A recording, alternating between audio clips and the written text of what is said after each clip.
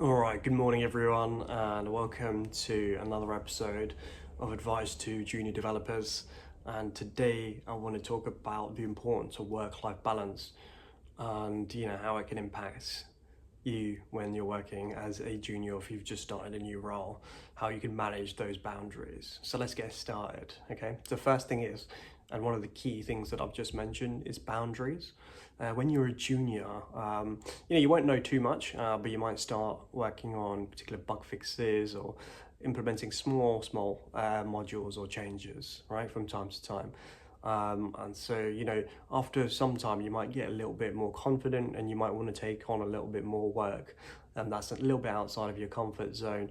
So you can get more knowledgeable about the product or the code base or whatever you're working on at that particular point in time. And that's great. And as you've seen in a couple of the other videos, that's something that I advocate for. Try and pick up more and more work, particularly if you're a junior, because it will help you build up your skills. But there's a flip side, right? It's important to maintain boundaries, particularly when it comes to working outside of hours, and also when it comes to trying to pick up more than what your sort of capacity is for that particular sprint that you're working on, right?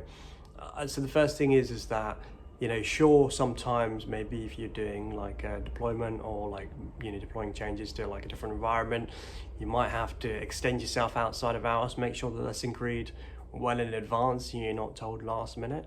But also that it's not happening on a regular basis, right? You're not just overextending, or there's an agreed time, you're getting paid overtime to work on a late evening or a weekend, right? It shouldn't be something that you're just doing as part of your sort of role just on a regular basis.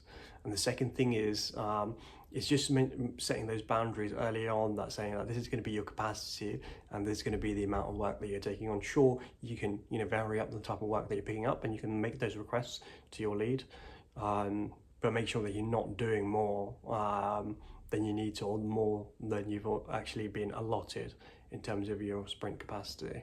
And the reason I say this is because people will start taking the piss. If you give them, just a little bit, an inch, they'll take a mile, as the saying goes. So just make sure that you set those boundaries from the get-go.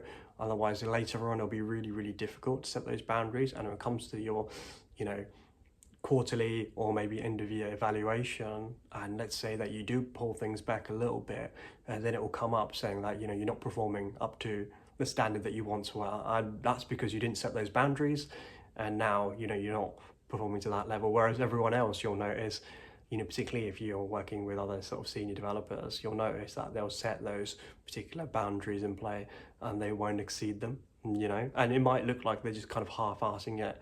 But this comes with experience, right? When earlier on, you've kind of got imposter syndrome and you just want to keep delivering more and more and more and more to make yourself look good.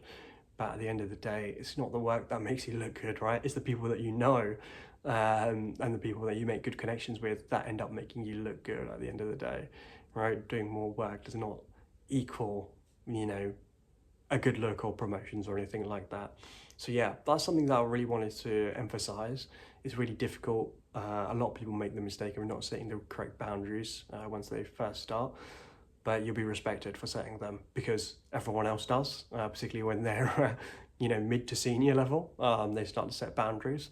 So it's good for junior developers to just get that in their mind, just not be like a doormat basically and let everyone walk over you. So yeah, hopefully that helps someone today. But yeah, thanks for tuning in.